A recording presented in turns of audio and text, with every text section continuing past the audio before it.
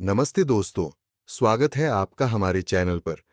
कृपया वीडियो को शुरू करने से पहले चैनल को लाइक करें, सब्सक्राइब करें और बेल आइकन दबाना न भूलें ताकि आपको हमारी हर नई वीडियो की सूचना मिले। भगवान श्री कृष्ण की कहानी, जिन्हें विश्व में भगवान विष्णु के 8वें अवतार के रूप में पूजा जाता है, एक ऐसी महागाथा है जो भक्ति, कर्म और धर्म के सिद्धांतों को उजागर करती है। उनकी कहानी केवल एक व्यक्ति की जीवन यात्रा नहीं, बल्कि मानवता के लिए एक दैवीय मार्गदर्शन है, जो प्रेम, युद्ध और ज्ञान के विभिन्न रंगों से सजी है। यहाँ श्री कृष्ण की कहानी को एक निरंतर प्रवाह में प्रस्तुत किया गया है, जैसा कि आपने अनुरोध किया है, जिसमें उनके जन्म से लेकर उनके जीवन के अंत तक की घटनाएं शामिल हैं। मथुरा नगरी में एक अंधेरी रात थी, जब आकाश में काले बादल गरज रहे थे और बिजली की चमक से धरती थर्रा रही थी। उस रात मथुरा के कारागार में एक चमत्कार होने वाला था, क्योंकि उस दिन भगवान विष्णु का अवतार धरती पर जन्म लेने वाला था। मथुरा पर क्रूर राजा कंस का शासन था, जिसने अपनी बहन देवकी और उसके पति वासुदेव को कारागार में बंद कर रखा था, क्योंकि एक आकाशवाणी ने कंस को बताया था कि देवकी का 8वां पुत्र उसका काल बनेगा। कंस ने देवकी के पहले 7 बच्चों को निर्दयता से मार डाला था, लेकिन 8वां पुत्र, जो स्वयं भगवान थे, उनके भाग्य को बदलने वाला था। उस रात जब श्री कृष्ण का जन्म हुआ, एक दैवीय शक्ति ने कारागार के ताले खोल दिए। पहरेदार गहरी नींद में सो गए और वासुदेव को आदेश हुआ कि वह नवजात कृष्ण को गोकुल में नंद और यशोदा के पास ले जाएं। वासुदेव ने अपने पुत्र को एक टोकरी में रखा और यमुना नदी के उफनते जल को पार किया। शेषनाग ने अपने फनों से उनकी रक्षा की और इस तरह श्री कृष्ण गोकुल पहुंचे, जहां यशोदा ने उन्हें अपनी संतान के रूप में स्वीकार किया। उसी रात यशोदा की कन्या को वासुदेव मथुरा वापस ले गए। कंस ने उस कन्या को मारने की कोशिश की, लेकिन वह योगमाया थी, जो आकाश में उड़ गई और कंस को चेतावनी दे गई कि उसका काल जीवित है। इस तरह श्री कृष्ण का बचपन गोकुल में शुरू हुआ, जहां वे नंद और यशोदा के लाडले बनकर पले। गोकुल की गलियों में कृष्ण की बाल लीलाएं ऐसी थीं कि हर गोप और गोपी उनके दीवाने हो गए। वह माखन चुराते, गोपियों के मटके फोड़ते और अपनी मासूम मुस्कान से सबका मन मोह लेते। उनकी मां यशोदा उन्हें प्यार से माखन चोर और नटखट कहती, लेकिन उनकी हर शरारत में एक दैवीय उद्देश्य था।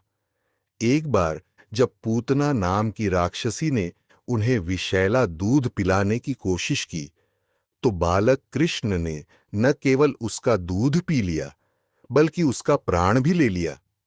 पूतना का विशाल शरीर धरती पर गिर पड़ा और गोकुल वासियों को पता चला कि यह बालक कोई साधारण बच्चा नहीं है।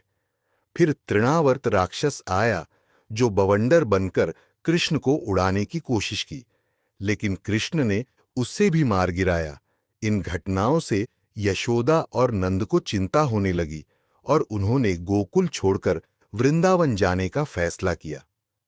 वृंदावन की हरी भरी वादियों में कृष्ण का बचपन और भी रंगीन हो गया। वह अपने सखाओं के साथ गायें चराने जाते, बांसुरी बजाते और गोपियों के साथ रासलीला करते। उनकी बांसुरी की धुन ऐसी थी कि पशु पक्षी, नदियां और वृक्ष तक उसमें खो जाते। गोपियां उनके प्रेम में पागल थीं और राधा, जो उनकी सबसे प्रिय सखी थी, उनके साथ उनका प्रेम अलौकिक था। राधा और कृष्ण का प्रेम केवल शारीरिक नहीं, बल्कि आत्मा का मिलन था, जो भक्ति और समर्पण का प्रतीक बन गया। लेकिन वृंदावन में भी कंस के राक्षस कृष्ण को मारने के लिए आते रहे। एक बार अघासुर नामक राक्षस विशाल सर्प बनकर आया और उसने कृष्ण के सखाओं को निगल लिया, लेकिन कृष्ण उसके मुंह में घुसे और उसका पेट फाड़कर अपने सखाओं को बचा लिया। फिर बकासुर, धेनुकासुर और कालिया नाग जैसे राक्षसों का वध किया। कालिया नाग ने यमुना को विषैला कर दिया था, लेकिन कृष्ण ने उस पर नृत्य करके उसे वश में किया और यमुना को स्वच्छ कर दिया। इन सभी लीलाओं से वृंदावन वासियों को यकीन हो गया कि कृष्ण कोई साधारण बालक नहीं बल्कि स्वयं भगवान है। एक बार जब इंद्र ने वृंदावन पर मूसलाधार बारिश भेजी, तो कृष्ण ने गोवर्धन पर्वत को अपनी छोटी उंगली पर उठाकर 7 दिन तक वृंदावन वासियों की रक्षा की। इससे इंद्र का अहंकार टूटा और उन्होंने कृष्ण की शक्ति को स्वीकार किया। इन सबके बीच कृष्ण का जीवन केवल लीलाएं ही नहीं था, बल्कि वह धर्म और कर्म के सिद्धांतों को भी स्थापित कर रहे थे। जब कृष्ण युवा हुए तो उन्हें अपने असली माता पिता और कंस के अत्याचारों का पता चला। वह अपने भाई बलराम के साथ मथुरा गए, जहां कंस ने उन्हें मारने के लिए एक कुश्ती प्रतियोगिता का आयोजन किया। कृष्ण और बलराम ने कंस के पहलवानों को हराया और अंत में कंस का वध कर दिया। इससे मथुरा की जनता को कंस के अत्याचारों से मुक्ति मिली और कृष्ण ने अपने माता पिता देवकी और वासुदेव को कारागार से मुक्त किया। लेकिन मथुरा में कृष्ण का मन नहीं रमा, क्योंकि उनका दिल वृंदावन में बसता था। फिर भी उन्होंने अपने कर्तव्यों को निभाया। मथुरा में उन्होंने अपने गुरु सांदीपनि से शिक्षा ली और कई युद्धों में हिस्सा लिया।